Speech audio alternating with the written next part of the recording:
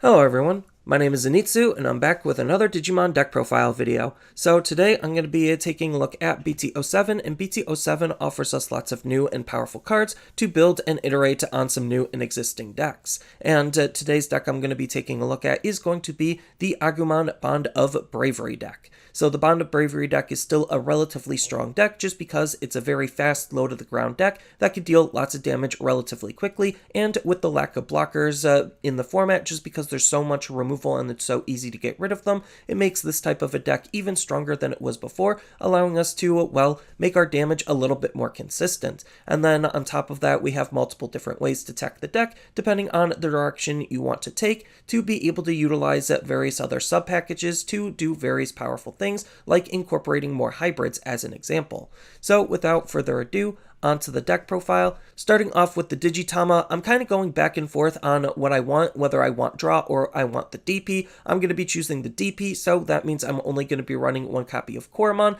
but if you wanted the draw, then you obviously would play more Koromon. But Koromon's ability is pretty decent for card draw because it has a nice inheritable ability of when attacking once per turn. If this Digimon has Omnimon or Greymon in its name, then you get to draw one card. So literally just attacking with your Greymon cards means you're going to be drawing cards. Unfortunately, we're not running that many Greymons, which is why I'm more liking the DP boost rather than the card draw, but the card draw is still pretty good when it comes up, just because it adds to the overall consistency of what the deck is trying to do.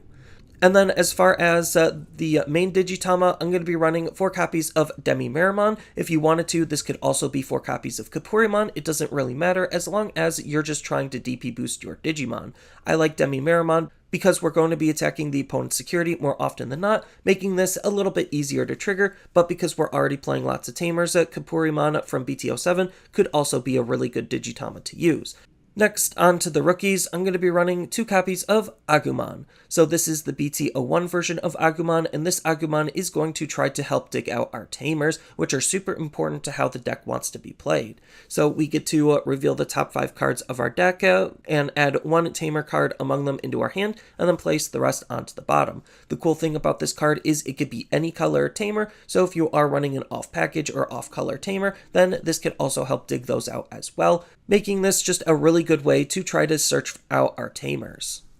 Next, I'm going to be running 2 copies of Agumon Expert. So Agumon Expert is still just a really good card for this type of a deck to use because of all of the Agumon synergy that we have. So his on-play ability states that we get to return 1 Digimon card with Agumon in its name from our trash back into our hand, allowing us to pick and choose whatever Agumon we want to reuse to, well, be able to reuse it.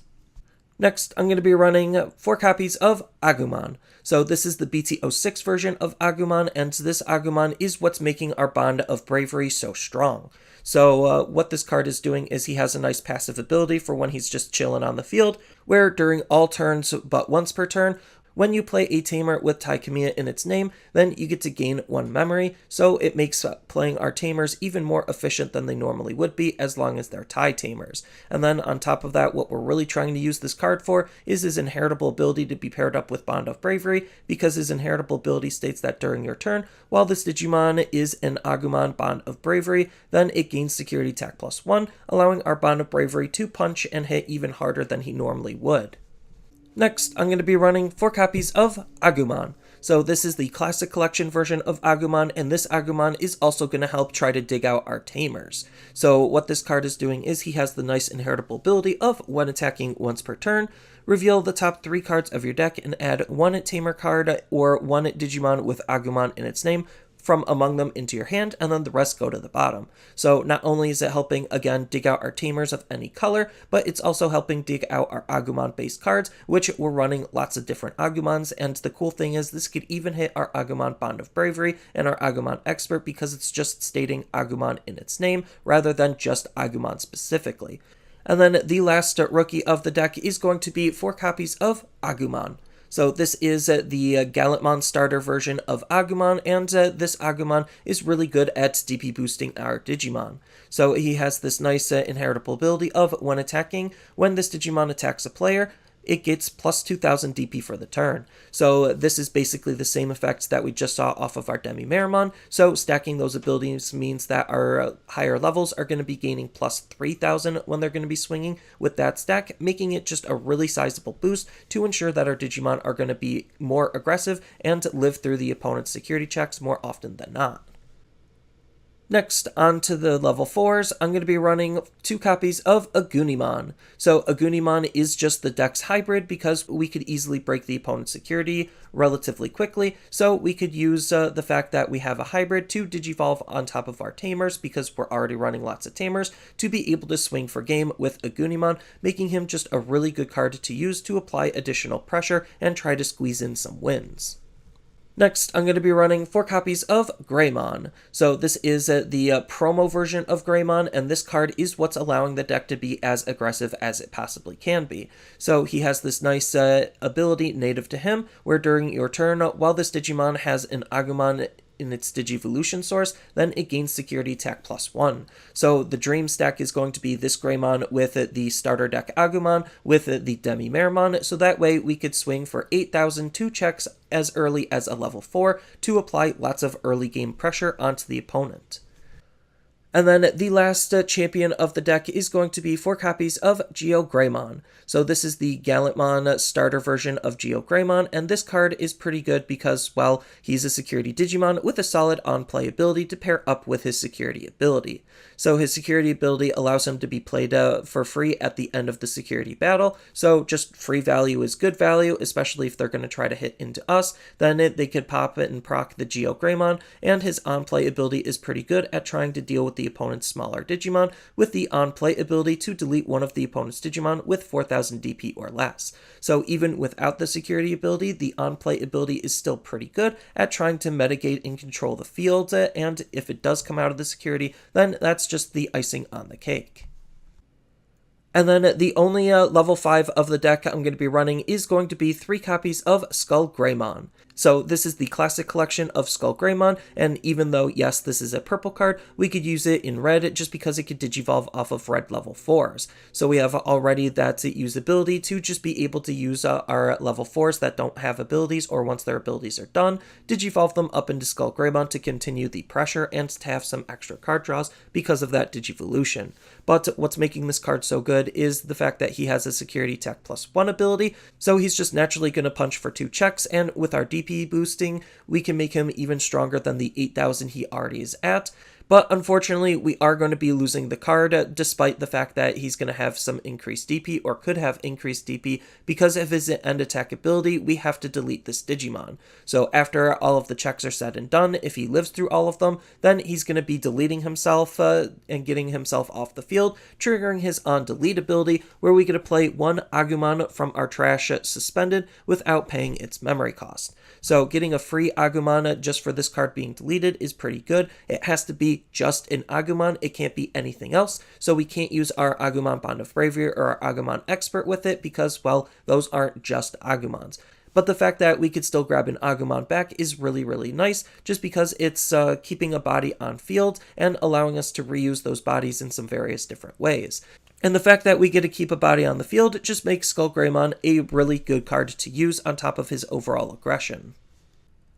And then as far as the level 6s go, I'm only going to be running 1 copy of AvengeKidmon. So AvengeKidmon is a flex spot of the deck just because he is a tech card, so it could really be anything you want it to be, but I do like what AvengeKidmon is doing just because we can play him relatively easily, especially if the game gets prolonged. So this card has a nice ability that helps us play him even easier than his high play cost, because when you play this card from your hand, we get to reduce the memory cost of this card by 1 for each option in yours and your opponent's trashes. So the more options are in our trashes, the easier this card's going to be to hard play, and we're not really looking to Digivolve into him, we're just looking to hard play him for his on-play ability to return all cards with 3 Musketeers in their traits and all option cards from both players' trashes to the bottom of their deck, and then if 7 or more cards were returned this way, then we get to delete one of the opponent's Digimon with 3 Musketeers in their traits, or a Digimon Digimon with 8000 DP or less. So we're just using him mostly to try to have a easy and cheap level 6 to hard play, so that way we could Digivolve into a Bond of Bravery, so that way we could use our Bond of Bravery alternatively than just relying on our Taikamiyas to be able to use him, making him a really good card for the deck, and to try to deny some of the opponents some of their cards in their trash in case they're trying to utilize that in any way, shape, or form. And then the only level 7 of the deck is going to be 4 copies of Agumon Bond of Bravery. So I still think this card should be called Bond of Courage, but that aside, this is going to be one of the best cards to use in the deck because this is how we're going to try to win more often than not, just because his when attacking ability allows us to delete one of the opponent's Digimon with 13,000 DP or less, as long as we have a Tamer in play, acting as some really good control. But to pair up with that control is his secondary ability, where during your turn, once per turn, when your opponent's Digimon is deleted, then we get to trash the top card from their security stack. So that's the ability that's going to allow us to try to swing out for the game, because we have very easy ways to try to chip the opponent's security all the way down, and then we could get them down to 1, Digivolve into Agumon Bond of Bravery, swing, delete their Digimon, then use the fact that we deleted the Digimon to delete their last security to be swinging for the game. So that's just the primary intended purpose of how we're going to be using this card, but we could still use them as a solid control tool to try to punch the opponent's security relatively hard in the mid stages of the game.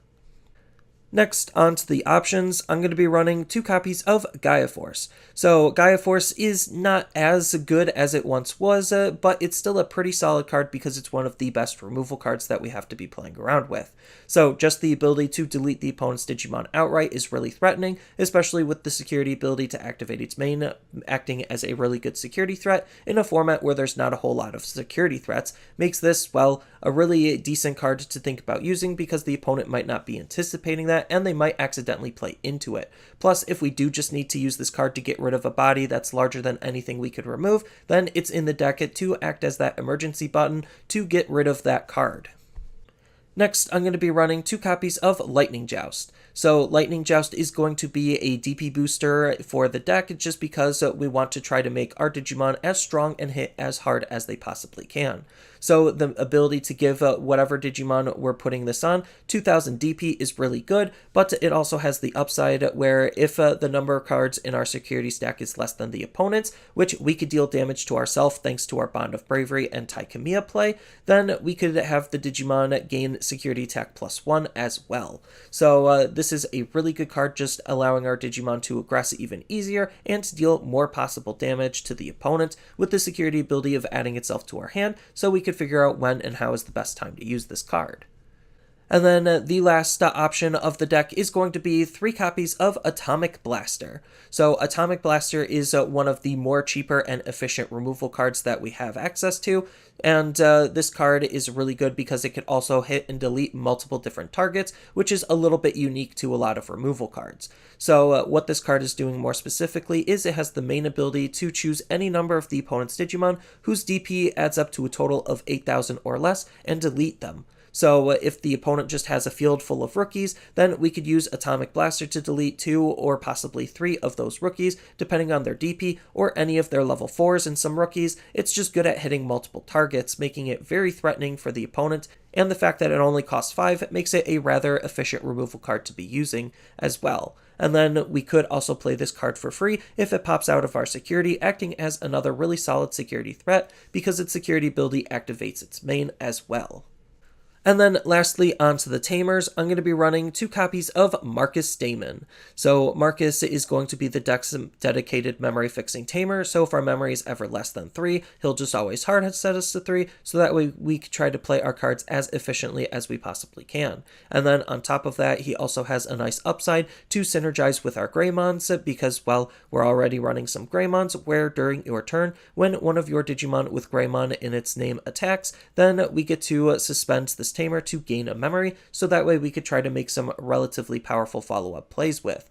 Next, I'm going to be running 4 copies of Tai Kamiya. So this is the BT06 version of Taikamia, and this is probably the most important Tamer, if not the most important card in the whole deck. So what this card is doing is it has really good ways of giving us some extra resources to be able to make our plays more consistent and efficient. So he has a nice ability where during your turn, when your Digimon with Agumon or Greymon in its name moves from your raising area to the battle area, then you get to gain a memory and draw a card. This does stack, so the more ties you have, the more instances of this ability you have to be able to do lots of very powerful things with, because you're generating a lot of resources. And then on top of that, what we're really trying to use the card for is his main ability to be able for us to warp into our Bond of Bravery. So he has the main ability where once per turn, this is also per tie, keep that in mind, where you can digivolve one of your Agumons into an Agumon Bond of Bravery from your hand by paying its digivolution cost and ignoring its level requirements. If we do, we unfortunately have to trash the top 2 cards of our security stack. Then if we have 1 or more cards in our security stack, we again unfortunately have to delete the Digimon at the end of the turn. So this is the ability that's letting us not only deal damage to ourselves for our lightning jousts, but to be able to warp all the way up into our Bond of Bravery to make some very powerful Bond of Bravery plays happen, whether we need him to push and deal lots of damage, or we need him to close out the game. It doesn't necessarily matter. We just want to make sure that we have this ability online as often as we can possibly get it to be. And then the last tamer of the deck is going to be 2 copies of Analog Youth. So Analog Youth, even though he is a white tamer, not a red tamer, we're mainly just looking to use this card as an extra consistency tool for the deck. So he has an on-play ability we want to take advantage of, where we get to reveal the top 3 cards of our deck and add 1 Digimon card among them into our hand, and then trash the rest. So we get to pick and choose which Digimon we want to try to find and what we need at that given time, making him a really easy card to use, especially since he only costs 2. And then on top of that, we also could take advantage of his secondary ability, where during all turns, when one of your level 5 or higher Digimon with Digivolution sources is deleted, we get to suspend this tamer, and if we do, we get to gain a memory and hatch a Digi-Egg into an empty space in our raising area. So the whole idea of this card is to be used in combination with our Bond of Bravery, because there's a high chance he's going to end up deleting himself at the end of the turn, and we could use this even with our SkullGreymon, just because our SkullGreymon is also going to be a level 5 Digimon we could use. So this ability is going to help us reload our raising area, so that way we could constantly apply pressure onto the opponent, and with that constant amount of pressure, it even makes using our Tai Kamiya's resource generation ability that much more efficient and effective, just because we could basically skip half of a raising phase and constantly just put out bodies, making for some really good combo play and synergy in the deck. And then there's still just a whole bunch of other tech and tools that you could think about using depending on the direction you want to take the deck in. So if you want to play a little bit more hybrid focused, then we do have Flamon as a good way to dig out our hybrids and our tamers. And if we are playing hybrids, then we also do have some other really solid hybrids that we could be using. So we could use either versions of Burning Greymon, even though he's not officially a Greymon because his Japanese name was Vitramon. They're both really solid at doing various different things, on top of being hybrids in of themselves, and hybrids are already pretty good. And we even have the ancient sub-package that we could think about running for some extra aggression in some various different ways. So we could use the promo Agunimon in combination with the ancient Greymon to be able to warp into a high-level Digimon, deal lots of damage, have it get deleted, trigger our Analog Youth, and do various other things with. So you'd also consider running Ancient Greymon just because, well, it's another Greymon for the deck to be using, on top of the fact that it's playing around and synergizing with our promo Agunimon. And if we are playing a hybrid sub-package, then we could actually try to take advantage of his on-delete ability to keep a body around as well. Then we do have some anti-meta cards that we could possibly run, so on top of the fact that we're already wanting to try to run AvengeKidmon, we also could run Joustmon to try to shut off the opponent's ability to reduce their Digivolution costs. And then we do have just a slew of different Agumons that we could be running in the deck, depending on what Agumons you actually want and need. So we have the promo Agumon to help DP boost our Greymons. We have the starter deck Agumon to just act as a solid DP boost. We have the BT03 Agumon to just have an easy to hard play Agumon. We have the other promo Agumon to try to help delete the opponent's Digimon with his on-play ability. So like I said, there's just a whole bunch of different Agumons that we have, all depending on what you want to gain out of the deck. Then we do have some other cute tech cards we could think about incorporating. So if we do want to try to run some defense, then Mechanorimon is just one of the better defensive cards we could use. Then we also have Magnadramon to help heal us because we are going to be dealing some damage to us, and even though the hard play cost is a little bit on the expensive side, depending on your matchup it might not actually be that bad, and it can help you keep yourself in the game thanks to that recovery ability. And we do have lots of security threats that we could try to use this card with to try to shove into our security, making our security still relatively threatening. Then we do have just some other generically decent cards to use if you want to play more Champion Rush-esque and try to cut a lot of the cuteness out. So we even have Deltamon to just be one of the more powerful level 4s, having 7,000 DP to be aggressive with. And we even have some various other cute tech cards that we could think about running and changing up the deck to incorporate it. So we have the BT07 Metal Greymon to help us play our Tamer, and if we already have a Tamer on the field, then it's just going to be a cheaper level 5 to use. On top of the fact that he also has a nice inheritable ability to gain us a memory when we delete one of the opponent's Digimon, so if you do want to lean a little bit heavier into the AvengeKidmon or even the Ancient package, this could also be a really good card to help you utilize those parts and pieces. Then we have a slew of different options we could run depending on what you're trying to look for and gain out of your options. So we do have a delicate plan to try to turn off the opponent's security threats. If you are playing into a hybrid sub-package, then we even have Atomic Inferno to be able to deal more damage and boost our Digimon's DP. If you want to play a memory boost, then we have Red Memory Boost to try to help with the deck's overall consistency, or we even have Flame Memory Boost to help with the deck's overall damage output. Then Red has just a slew of different removal options depending on what you want to gain and utilize. And because we are playing Tais and we are playing Agumons, we also have some really interesting ways of drawing cards in the form of Tais growing up. So we do have to lose an Agumon and put it to the bottom of our deck, but being able to draw 3 cards is just really, really good and could help us see the cards that we need to see. But for the most part, this is just my interpretation on what a Agumon of Bravery deck is doing. I still think it's going to be a relatively strong deck, especially with the lack of blockers, just because we have easier ways to aggress onto the opponent than ever before, and our cards already can deal lots of potential damage and have lots of good synergy with one another, making for a really fun and strong deck. Even though it's not looking to be as powerful as it once was, it's still going to be a relatively strong deck just because of the meta changes. So that's all I really have for this video. As always, feel free to tell me your thoughts down in the comments below, and down in the description below are a couple of different ways you could support me and the channel. So I do have a TCG Player affiliate link, so when you use that link to buy cards off of TCG Player, then some of that money will go to supporting me and the channel. I also do make and sell playmats over on Overcard Gamers on Facebook, so when you buy a playmat with my design, then some of that money will also go to help supporting me and the channel. And on top of all of that, I do have a Twitch account over on twitch.tv/Zenitsu, so giving me a follow and a subscription also helps support me there, and I do play Digimon on top of various other games on that platform as well. So thank you everyone for watching, and as always, don't forget to like, share, and subscribe for more content, and I'll see you in the next video.